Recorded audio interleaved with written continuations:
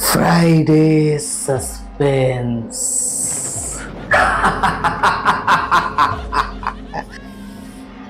শুধুমাত্র মেডিটা লেজেন্ড ওয়াইটি চ্যানেলে রাত 9টায় আসবে গল্পের ধারা, রহস্য, প্রেম আর হাসির খেলা সারা।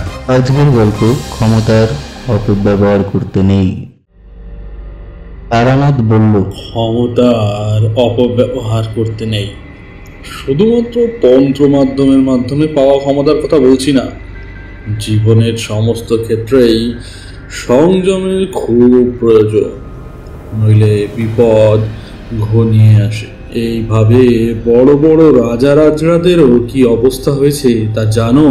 তারানাথের চাইতে বয়সে অনেক ছোট হলেও আমি বা কিশোরী, আর ঠিক যাকে ছোকরা বলে সে দলে পড়ি না। তবু তারানাথ আমাদের মাঝে মাঝে ছোকরা বলে সম্বোধন করে এবং আমরা মেনে নিয়ে থাকি।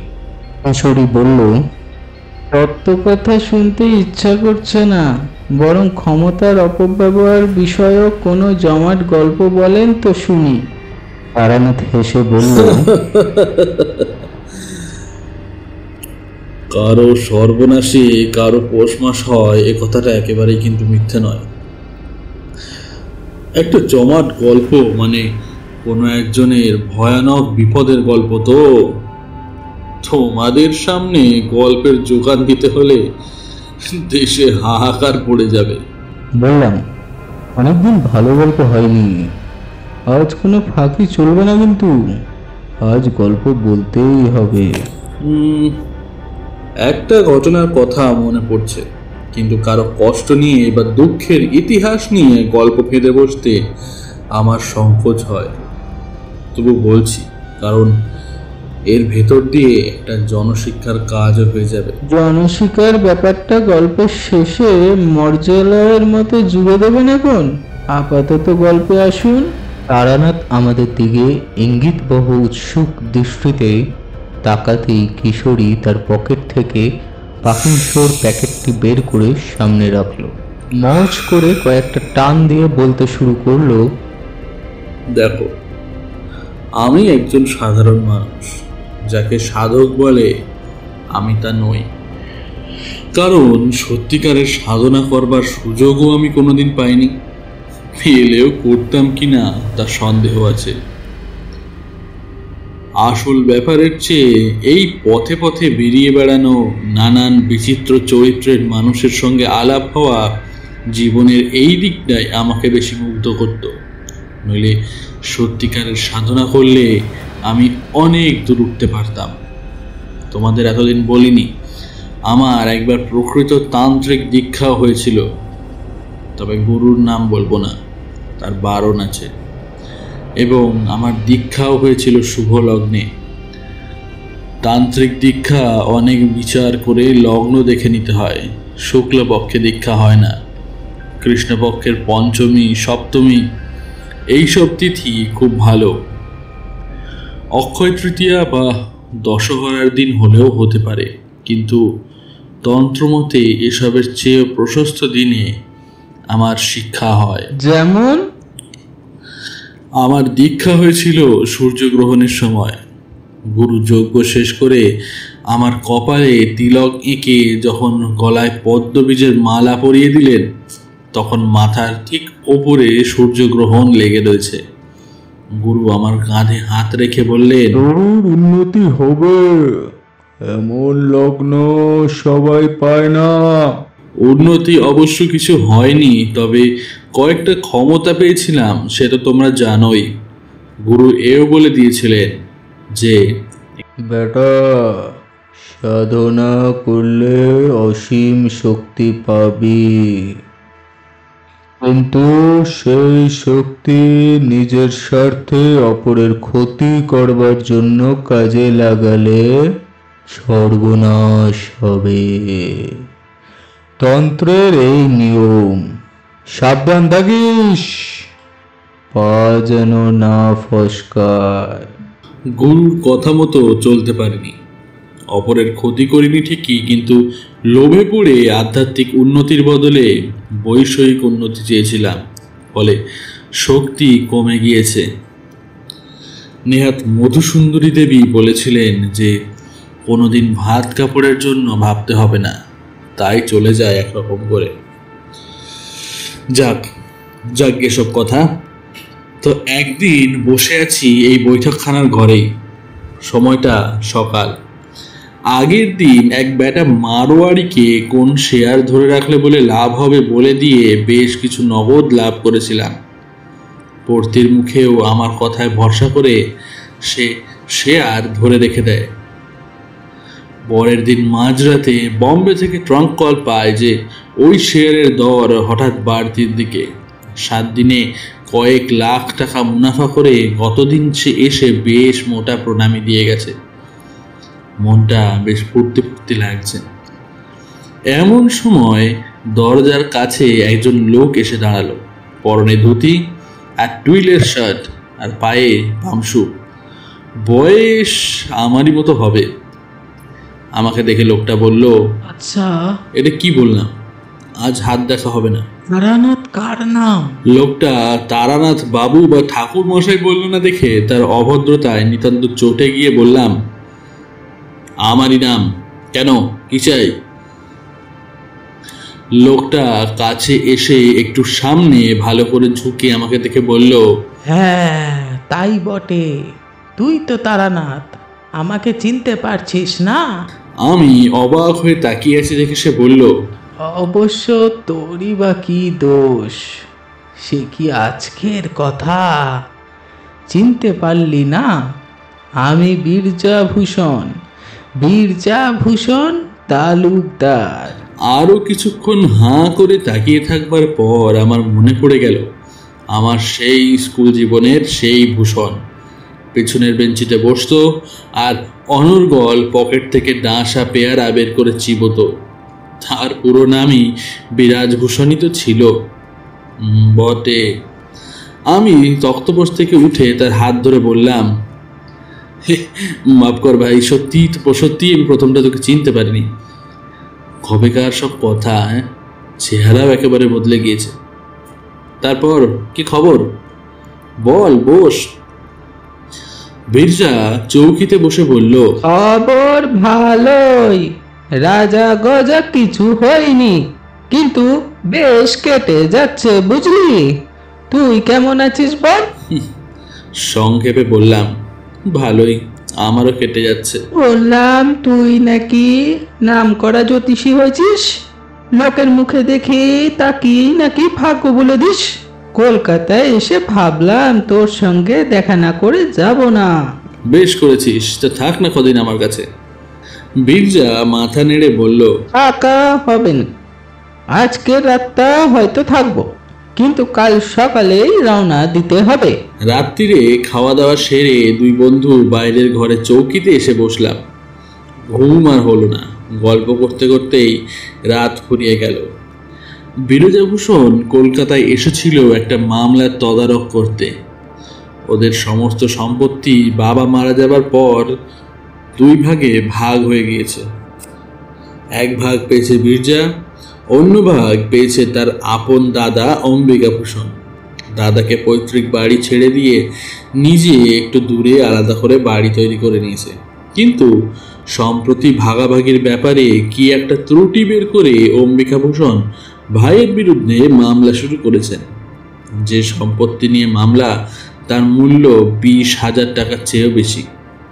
কাজেই মামলা এসেছে হাইকোর্টে। এই নিয়ে অনেক দুঃখ করল বিরজা। দেখলাম ওর সেই পুরনো দিনের ভালো মানুষই এখনো যায়নি। যে দাদা তার বিরুদ্ধে মামলা করেছে তার জন্যই সে দুঃখ করছে।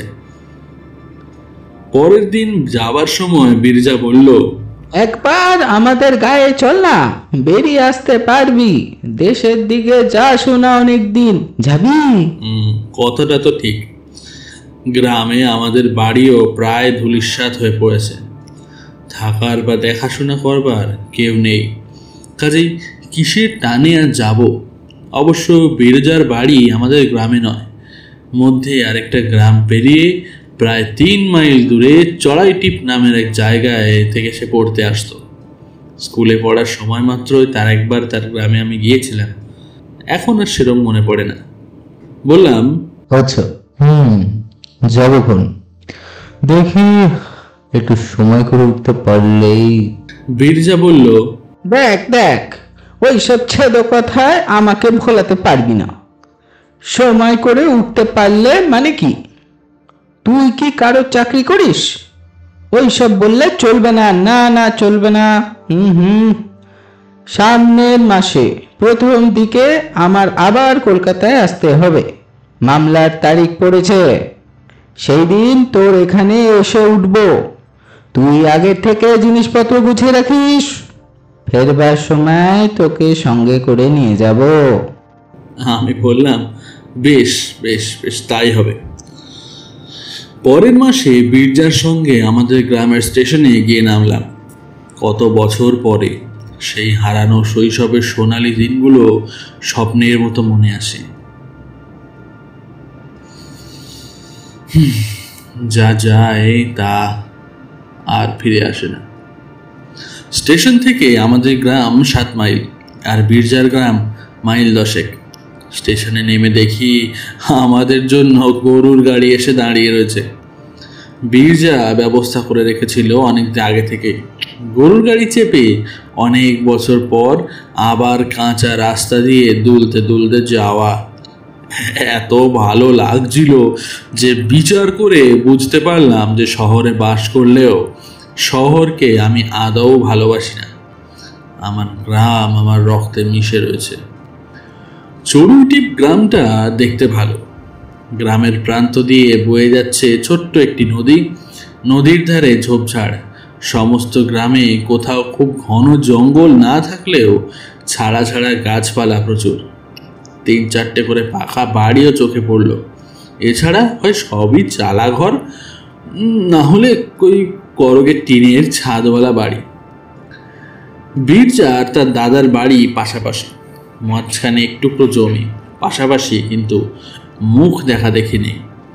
যে বাড়িতে বিরজা আমাকে এনে তুলল সেই বাড়ি সে নতুন করেছে। ছোটবেলায় আমি এসেছিলাম ওই পাশের পুরনো বাড়িতে, যেখানে এখন অম্বিকা ভূষণ থাকেন। শৈশবের স্মৃতিমণ্ডিত কোনো জায়গায় অনেকদিন পরে গেলে যে আনন্দ অনুভব করা উচিত, সেরকম খুব একটা হলো না। কারণ গ্রামে ঢুকতেই আমার একটা অনুভূতি হলো। তোমরা তো জানোই, দেবী আমাকে কিছু অতিমানবিক ক্ষমতা দান করেছিলেন। গ্রামে ঢুকেই আমার মনে হলো এখানে অমঙ্গলজনক কিছু একটা ঘটছে। সেটা যে কি তখনই সেটা আমি বুঝতে পারলাম না, কিন্তু মনের মধ্যে কেমন একটা অস্বস্তি পাক খেতে লাগলো। বিরজা জিজ্ঞেস করলো, আবার কি হয়েছে? কি অমন মুখ করে রইলি কেন? কিছু না, এমনি। বিরজার বউটা ভারী ভালো, বেশ সাধবী মেয়ে। আমাকে আগে কখনো দেখেনি বটে, কিন্তু আমার হাব ভাব দেখে বুঝতে পারলো যে আমি তার স্বামীর খুব বড় বন্ধু। চড়ুইটিপ গায়ে এখনো শহরের চাল চলনের ঢেউ এসে দোলা দেয়নি। সেকালের মতো একটা জল ভর্তি ঘড়ের ওপর পাট করা গামছা রেখে এনে গেল বিরজার বউ। হাত মুখ ধুয়ে দুই বন্ধু বাইরের ঘরে তক্ত পোষে গল্প করতে লাগলাম। সবই আমাদের সেই রঙিন হারিয়ে যাওয়া ছোটবেলার গল্প।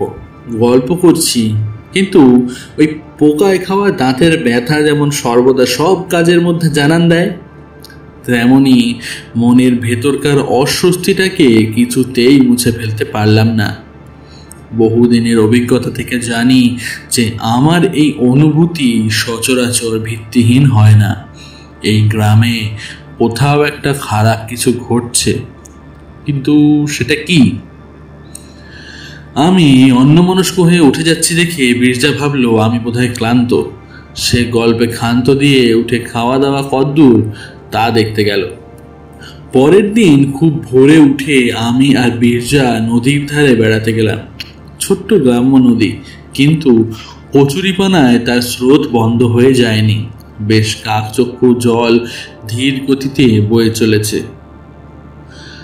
সকালের স্নিগ্ধ হাওয়ায় শরীর জুড়িয়ে যায়। একটু পরিষ্কার জায়গা দেখে দুজনে বসলাম। আমার বাঁ পাশে একটা বড় বাবলা গাছ, তার ডালপালা অনেকখানি জলের দিকে ঝুঁকে পড়েছে। গুড়ি থেকে কিছু ওপরে একটা জায়গায় 3টে মোটা ডাল 3 দিকে বেরিয়েছে। সেইখানে একটা কাকের বাসা। কাকের বাচ্চা হয়েছে বলে বোধ হয়। মা কাক বসে বাচ্চা পাহারা দিচ্ছে, আর বাবা কাক একটু বাদে বাদেই কি মুখ করে এনে বাচ্চাদের খাইয়ে দিয়ে যাচ্ছে। ওপারে চাষিরা জমিতে লাঙল দেওয়ার উদ্যোগ করছে। গ্রামে এত সকালেই দিন শুরু হয়ে যায়। শহরে অর্ধেক লোক বোধহয় এখনো বিছানা ছেড়ে ওঠেনি। খোলা জায়গা। বেলা বেশি না হলেও রোদ্দুর ওঠার পর আর বসা গেল না। বীরজা বলল, বল উঠি, মমতা খাবার করে বসে আছে এতক্ষণ।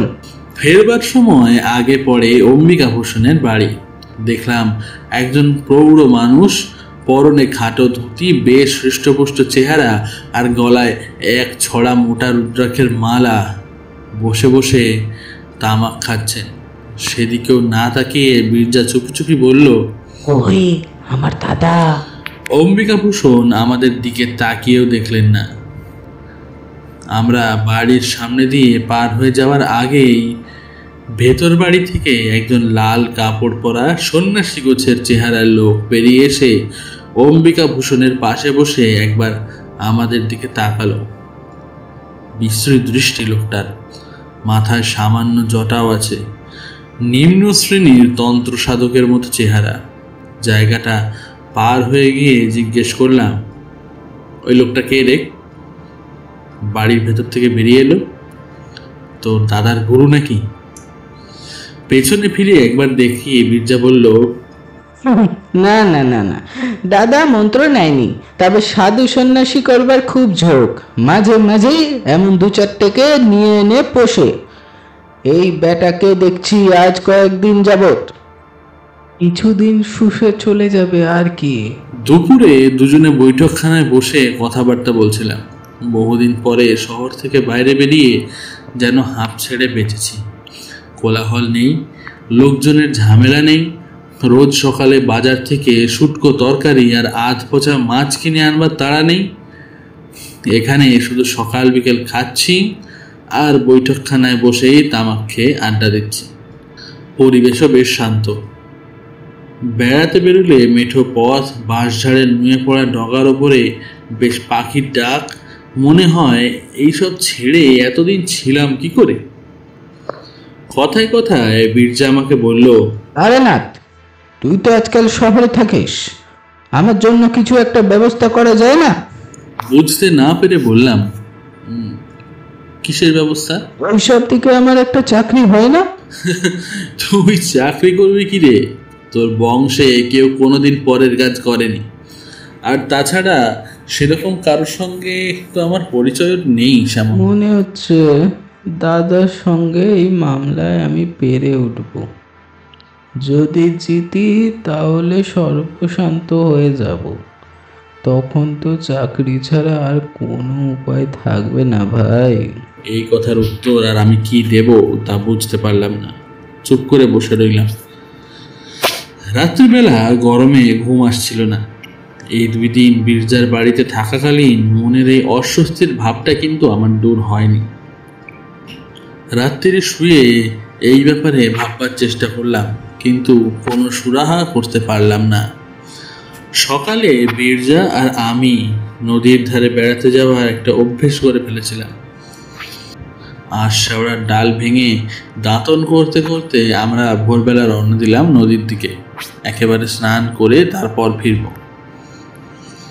সারা রাত গুমোট গরমের পরে সকালে স্নিগ্ধ নদী জলে অবগাহন যে কি তৃপ্তির হয় সে তোমরা শহরের মানুষেরা কি বা বুঝবে বলো।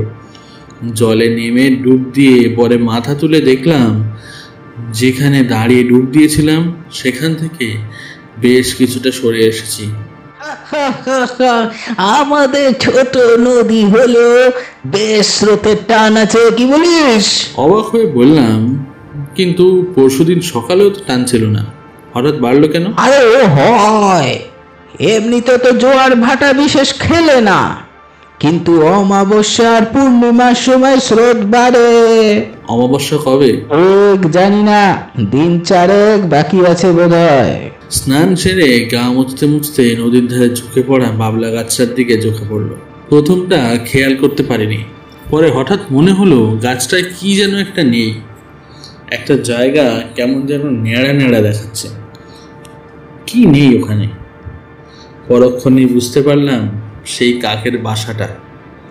বীরজা বলল, কি হলো তোর? কি দেখিস ওই দিকে? আঙুল দিয়ে গাছটার দিকে দেখিয়ে বললাম, দেখ, কাকের বাসাটা কিন্তু আর নেই। কাকের বাসা? হ্যাঁ, কালকেও এখানে দেখলাম ওই ডালের 3 কোণায় ওই কাকের বাসাটা দেখে গিয়েছি। আজ আর দেখছি না। কি হলো? কাল তো বেশ ঝড় টড় তো কিছু হয়নি। ঝড়ে কখনো কাকের বাসা পড়ে? ওরা দারুণ শক্ত করে বাসা বাঁধে। অবশ্য খুব বড় ঝাটুকা হলে পড়তে পারে, কিন্তু সেরকম তো হয়নি। ছাড় দেখি, একটা কাকের বাসা নিয়ে এত মাথা ঘামানোর কি আছে রে? কি যে ঘটতে চলেছে তা জানলে বীরজা কি এত শান্তভাবে কথা বলতে পারত? এই ঘটনার পরেও আমি কিছু আন্দাজ করতে পারিনি, পারা সম্ভবও ছিল না। কিন্তু কখনো কখনো জীবনে আশ্চর্য অঘটনের ভিড় লেগে যায়। সকালে যার কথা খুব ভেবেছি, বিকেলে সেই 10 বছর পরের বন্ধু বাড়িতে এসে হাজির হলো। কিংবা হয়তো সকালে একটা তালা, বিকেলে সেই তালাটারই চাবি রাস্তায় কুড়িয়ে পাওয়া যায়। এর পর দিনই সে ধরনের একটা ব্যাপার ঘটায় আমি মনে মনে 2 আর 2 যোগ করে দিলাম। চড়ুইদ্বীপ থেকে মাইল 8 পশ্চিমে বসন্তপুর বলে একটা গ্রাম আছে। সেই গ্রামের কল্যাণেশ্বর শিব খুবই জাগ্রত। প্রতি বছর চড়কের সময় বড় মেলা বসে। মন্দিরও নাকি বহুদিনের পুরনো। গায়ে পোড়ামাটির কাজ রয়েছে শুনে বীরজাকে বলেছিলাম একবার দেখতে যাবার কথা। বীরজা গ্রামের আবিদ শেখকে বলে রেখেছিল যে পরের দিন সকালে তার ঘোড়ার গাড়ি নিয়ে আসতে। সমস্ত গ্রামে আবিদেরই একমাত্র গাড়ি। মাঝে মাঝে স্টেশনে গিয়ে ভাড়া খাটে, অবসর সময়ে পড়ে পড়ে ঘুমোয়। সকালে তৈরি হয়ে বসে আছি, কিন্তু বেলা ক্রমে বেড়ে চলল। আবিদ শেখ আর গাড়ি নিয়ে আসে না। বীরজা বিরক্ত হয়ে বলল, যত সব কুড়ে লোক নিয়ে কারবার, এত বেলা হয়ে গেল, আজ আর যাওয়া হবে না। গেলে ফিরতে বিকেল হয়ে যাবে। নে, আর কি করবি, জামা কাপড় খুলে ভালো করে বস। এইসব বলা কওয়া হচ্ছে এমন সময় ম্লান মুখে আবিদ শেখ এসে উপস্থিত। বীরজা চোটে বলল, এমন তোমার কাণ্ড জ্ঞান আবিদ? কখন থেকে বসে আছি, আজ আর যাওয়াই হলো না। কি হয়েছিল তোমার? গাড়ি কই? আবিদ শেখ বিষণ্ণ মুখে বলল, আর কইবেন না কর্তা, সকালে উঠেই ঘোড়ার 2টো গাড়ি নিয়ে আসতেছিলাম, কিন্তু ঘোড়াটা কিছুতেই গাড়ি টানবে না। কত গুতা দিলাম, তবুও ঘোড়া ঠায় দাঁড়িয়ে। অনেক দিনের পোষা জানোয়ার কর্তা, কথা বললে শোনে। পরে মনে হয় ওর গায়ে ব্যথা হয়েছে কোনো কারণে, গাড়ি টানতে গেলে ব্যথা লাগছে। নেমে এসে দেখি ঠিক তাই, ঘাড়ের কাছে একটা বেশ বড় কাটার দাগ। ও ঘোড়া নিয়ে তো আজ বেরোনো যাবে না কর্তা। জোর করে চালাতে গেলে মাঝপথে খেপে গিয়ে গাড়ি উল্টে দিতে পারে। বড় যখন হলো কি করে? জোয়ালে পেরে ঠেড়ে কিছু বেরিয়ে আসে নাকি? ভাগ্যে না, সে আমি দেখেছি। আমিও তো তাই ভাবছি, কিসে ঘা খেলো জানোয়ারটা। যাও তুমি, তোমার ঘোড়া যদি ভালো ওঠে, যদি আমার বন্ধু থাকে, তাহলে একদিন মন্দির দেখতে যাওয়া হবে। যাও। আবিদ শেখ চলে যেতে বীরজা আমার দিকে তাকিয়ে বলল, লোকটা মিথ্যে কথা বলছে কিনা ঠিক বুঝতে পারলাম না। আবিদ এমনিতে ভালো, কিন্তু বড় কুড়ে। হয়তো আজ আর মেহনত করতে ইচ্ছা নেই, ঘোড়া ফের রাস্তা বলে তুলে দিয়ে সারাদিন পড়ে ঘুমাবে। আমি তখন দুয়ে দুয়ে চোখ দিচ্ছি, বললাম, না হে ভাই, লোকটা বোধহয় মিথ্যে কথা বলছে না। বীরজা একটু অবাক হয়ে বলল, আর মানে তুমি ওর ভালো মানুষের মতো মুখ দেখে গলে গেলেন কি? আবিদ কিন্তু ভয়ানক মিথ্যেবাদী। তা হতে পারে, কিন্তু বোধহয় এইবার সে সত্যি কথাই বলছে। কি একটা বলতে গিয়ে বীরজা থেমে গেল, একটু ইতস্তত করে বলল, তবে বাবা, তোর তো আবার কি সব ক্ষমতা আছে লোকের মুখ দেখে মনের কথা বলে দেওয়ার? আমিও আর এই নিয়ে কথা বাড়ালাম না, বীরজাও চুপ করে গেল। সকালে বসন্তপুর যাওয়ার জন্য তৈরি হয়ে বসেছিলাম, কাজেই নদীর ধারের দৈনন্দিন ভ্রমণ আজ আর হয়ে ওঠেনি। দুপুরে খাওয়ার পর নিটোল একটি দিবানিদ্রা দিয়ে দেখলাম যে বেলা গড়িয়ে সন্ধে হয়ে গিয়েছে। এখনই বেরিয়ে পড়লে কিছুক্ষণ নদীর ধারে বসা যায়, তাই মুখে চোখে জল দিয়ে রওনা দিলাম। গ্রামের দিকে দিন শেষের একটা সুন্দর রূপ আছে, যা শহরে তোমরা টের পাও না। আস্তে আস্তে আমার চোখের সামনে নদীর ওপরে চষা ক্ষেত আবছা অন্ধকার হয়ে এলো। পাখিরা মাথার ওপর দিয়ে ফিরে যাচ্ছে বাসায়। সারাদিনের গরমের পর নদীর বুক থেকে জোরালো হাওয়া ভেসে আসছে। বাংলার বাতাসে বৈরাগ্য আছে, বুঝলে? কিছুক্ষণ চুপ করে খোলা হাওয়ায় বসে থাকলে মনে হতে শুরু করে, কে কার কি হবে এই অনর্থক উন্নতির চেষ্টা করে। অন্ধকার চেপে আসতে দেখে বাড়ি ফেরবার জন্য উঠে দাঁড়ালাম। সঙ্গে সঙ্গেই নজর পড়ল ওই পাশের সেই বাবলা গাছটার দিকে। গাছটার নিচে একটু ঝোপ মতো, তার মধ্যে কি যেন একটা নড়ছে। প্রথমে বেশ ভয় পেয়েছিলাম। এদিককার গ্রামে সন্ধ্যের দিকে এখনো বুনো শুয়োর বেরোয়। শখ করে হাওয়া খেতে এসে শেষে বুনো শুয়োরের হাতে পড়লাম নাকি? শুয়োর বড় পাজি জানোয়ার, অকারণেই তেড়ে এসে দাঁত দিয়ে পেট চিরে দেয়। না, শুয়োর নয়। আমার পায়ের আওয়াজ পেতেই বোধহয় ঝোপের মধ্যে থেকে একজন উঠে এসে দাঁড়ালো। অম্বিকাভূষণের বাড়িতে দেখা সেই তান্ত্রিক সন্ন্যাসী, তার হাতে কতগুলো শেকড় বাকড়। লোকটা তীব্র জ্বলন্ত দৃষ্টিতে আমার দিকে তাকিয়ে রইল।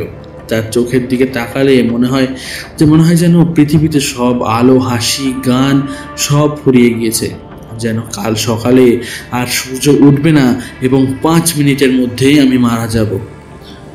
তোমরা হলে সেই চাউনিতেই তোমাদের হাত পা ঠান্ডা হয়ে আসতো, কিন্তু আমি তারানাথ।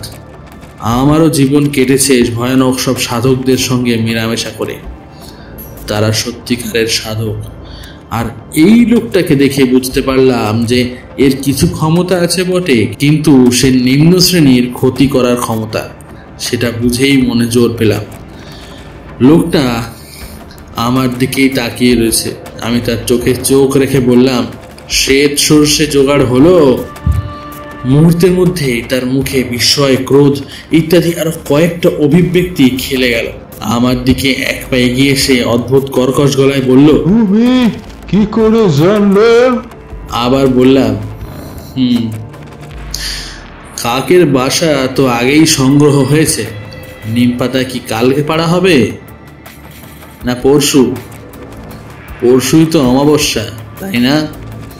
সে কিছুক্ষণ আমার দিকে স্থির চোখে তাকিয়ে রইল, তারপর আস্তে আস্তে প্রত্যেকটি কথা গরম লোহার মতো বিধিয়ে দিয়ে বলল, তুমি জেনেছো তাহলে? তাই তোমাকে দেখে সেদিন আমি বোকা, আমার আগে থেকেই বোঝা উচিত ছিল। তারপরেই আবার তার চোখ দপ করে জ্বলে উঠল।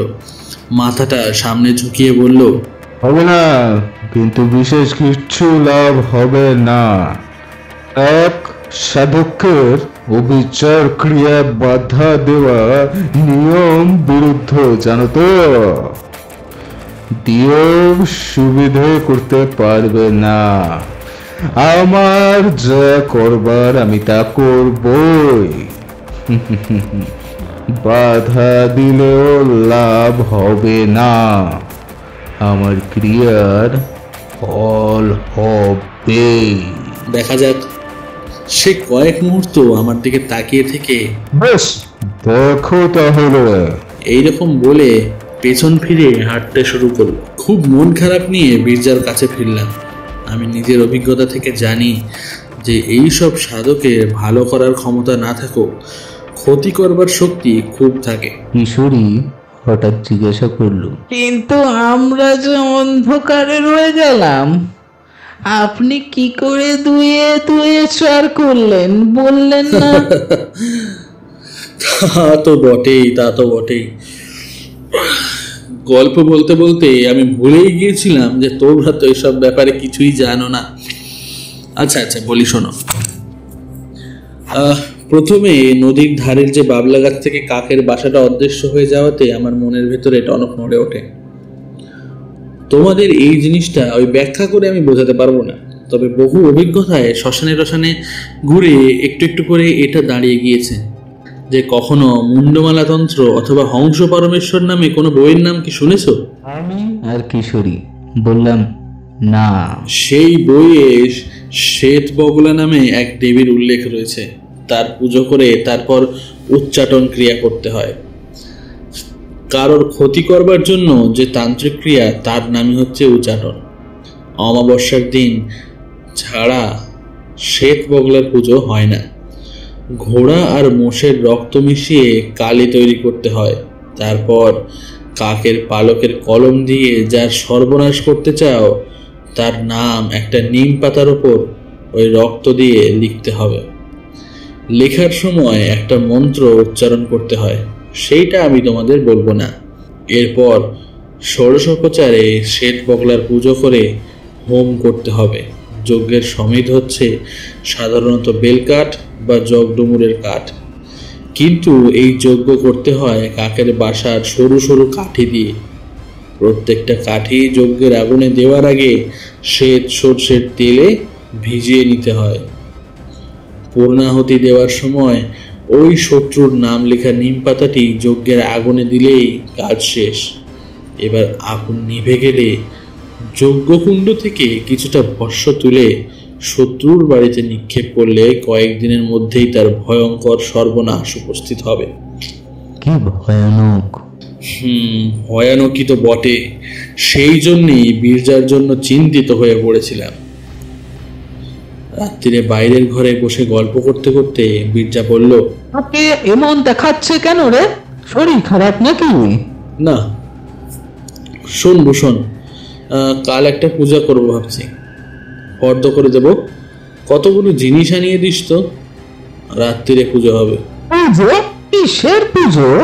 এমনি, তোর সময়টা ভালো যাচ্ছে না, ভাবছি ওই একটা সত্যনারায়ণ গোছের কিছু একটা করে দেব। বীরজা বোকা নয়, সে উঠে এসে আমার হাত ধরে বলল, কি ব্যাপার বল দেখি। আমাকে ভোলাবার চেষ্টা করিস না। কিছু যদি বুঝে থাকিস আমাকে বল। আমার কি কোনো বিপদ টিপদ আসছে নাকি? ভেবে দেখলাম যে বীরজার কাছে আসল ঘটনা লুকিয়ে কোনো লাভ নেই, বরং তৈরি থাকলে ও যাই আসুক না কেন তার সঙ্গে যুদ্ধ করতে পারবে। আমি বীরজাকে সব খুলে বললাম। বীরজা শুনে খানিকক্ষণ চুপ করে বসে থাকলো।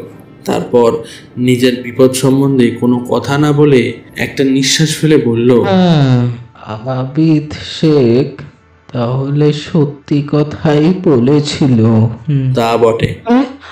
আমি তাহলে এখন কি করব? বললাম তো, ওই জোগাড় যন্ত্র করে দে, কাল সকালে সস্তায়নটা করে দিই। তাতে কি আমার বিপদ কেটে যাবে? ওদের পুজোর ফল খুলবে না? বীরজার কথার কোনো উত্তর দিতে না পেরে চুপ করে রইলাম। তার খুলে বীরজার চোখ মুখ কেমন যেন হয়ে গেল। আমি আর জ্ঞানানন্দ একসঙ্গেই জিজ্ঞেস করলাম, কি হয়েছে, কি খবর? বীরজা আমার দিকে তারটা বাড়িয়ে দিয়ে বলল, দাদা করেছেন, পড়ে দেখ। পড়ে দেখলাম। অম্বিকা ভূষণেরই করা তার বটে। বিশেষ কিছু লেখা নেই, শুধু বলা হয়েছে, অবিলম্বে ফিরে এসো, বাড়িতে বিপদ। বীরজার দিকে তাকিয়ে বললাম, কি বিপদ বলে মনে হচ্ছে? কি করে বলবো, কিছু তো বলা হয়নি। তাছাড়া দাদা হঠাৎ, যার জন্য এত কাণ্ড, আমার মাথা গুলিয়ে যাচ্ছে। জ্ঞানানন্দ বুদ্ধিমান মানুষ, বীরজার কথার ধাঁচে বুঝলেন যে কোথাও কোনো গোলমাল আছে। একটু কেশে গলা পরিষ্কার করে বললেন, আচ্ছা, আমি তাহলে যাই, একটু কাজ আছে। কি ঠিক করবেন জানাবেন আমাকে। তিনি চলে যেতেই আমি বললাম, কি করবি? চল ফিরি, নিশ্চয় কিছু গুরুতর হয়েছে, নইলে দাদা তার করতেন না। রক্ত টান, বুঝলি? দাদা ভুল বুঝতে পেরে আমাকে আবার ডেকেছে। আমি তার কথার উত্তর দেইনি তখন, কারণ হঠাৎ আমার মনের মধ্যে আবার কিছু সেই পুরনো অমঙ্গলের ধ্বনি বেজে উঠেছে, যেন অবিলম্বে অশুভ কিছু একটা ঘটতে চলেছে। এর উপর বীরজাকে আর কিছু বলে ভয় দেখিয়েও লাভ নেই, কিন্তু আমি জানি যে কিছু একটা ঘটবে বা ঘটছে। আমার এই অনুভূতি মিথ্যা হয় না, হলো তাই। গরুর গাড়ি নিয়ে স্টেশন থেকে একেবারে অম্বিকাভূষণের বাড়ির সামনে গিয়ে নামা হলো। মালপত্র গাড়িতেই রেখে আমরা ঢুকলাম বাড়িতে। চারিদিকে কেমন একটা থমথমে ভাব, বাইরের ঘরে কেউই নেই।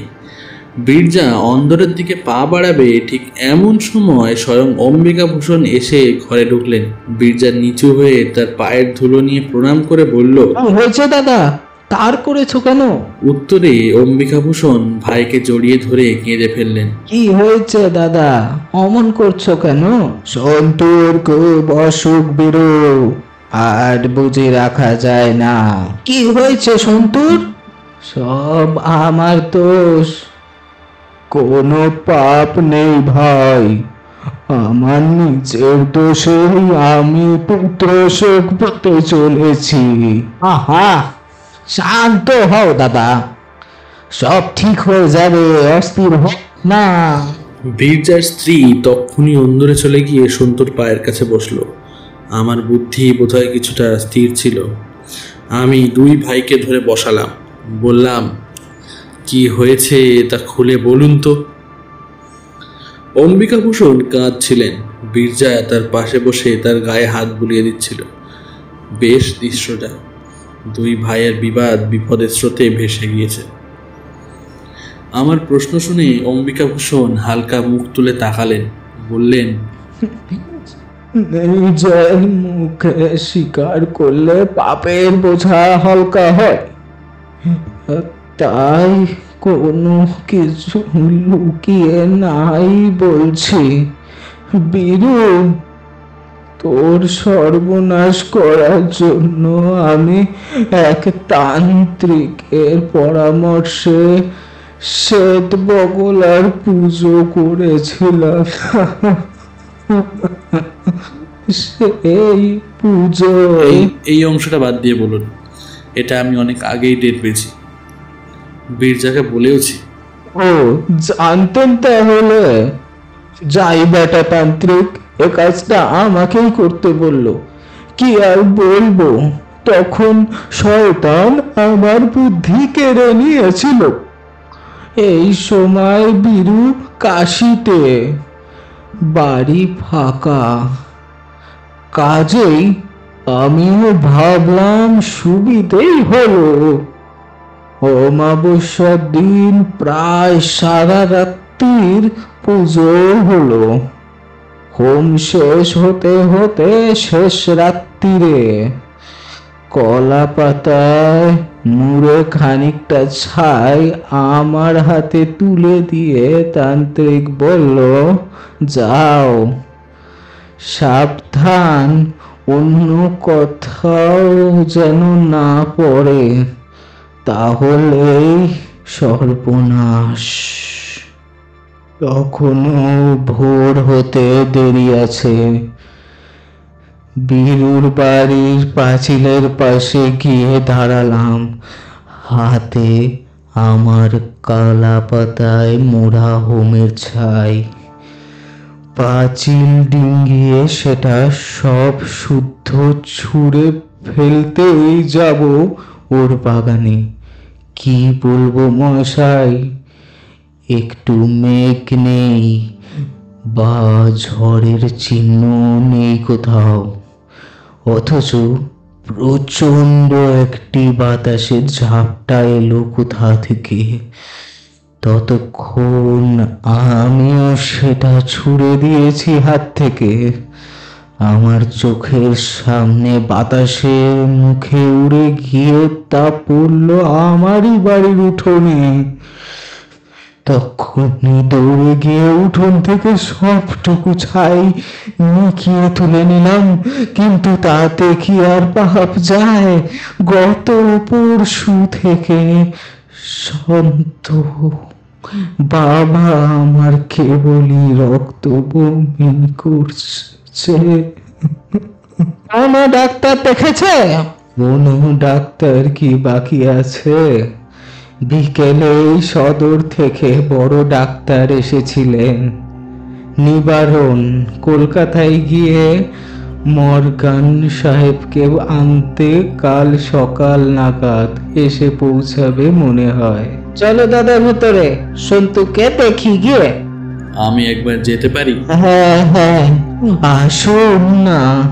তারপর বিচার হাত দুটো ধরে বললেন, ভাই রে, আমি যা করবার তো করেই ফেলেছি। তুই কোনো রাগ পুষে রাখিস নে। তুই আমার সন্তুকে আশীর্বাদ কর। এমন করে বলছো কেন দাদা? সন্তু তো আমার নিজেরই ছেলের মতন। সকাল হওয়ার আগে নিবারণ রায় মর্গেনকে নিয়ে পৌঁছলেন। শেষ রাতে ট্রেনে এসেছেন। স্ট্যানলি মর্গেন রোগী দেখে বললেন, বোধহয় পেরিটোমাইটিস। যদি চ্যাপচ্যাপের হয়ে গিয়ে থাকে তাহলে ছেলে বাঁচবে না, নইলে একটু সুস্থ হলেই কলকাতায় নিয়ে গিয়ে অস্ত্রোপচার করতে হবে। পরের কথাটা সংক্ষেপে বলি। সন্তু বেঁচে উঠেছিল। আমাদের সবার মিলিত প্রার্থনার জোরেই হোক বা অম্বিকাভূষণের অনুতাপে ঈশ্বরের দয়ার কারণেই হোক, সে বেঁচে উঠেছিল। 3 দিনের দিনে একটু ভালো হয়ে উঠল। ডক্টর মর্গেন নিজে তার অপারেশন করেন। তারপর সে ভালো হয়ে যায়। 2 ভাইয়ের ঝগড়াও চিরকালের জন্য মিটে যায়।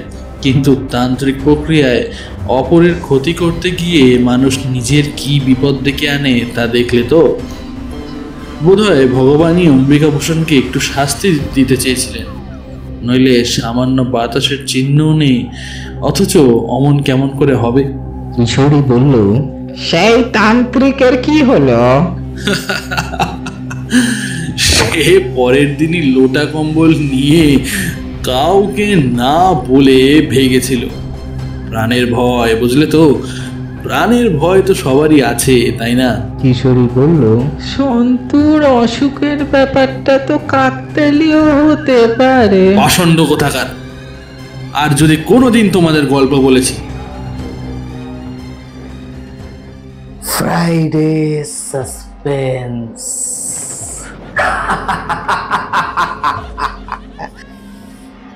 শুধুমাত্র মেডিটা লেজেন্ড ওয়াইটি চ্যানেলে।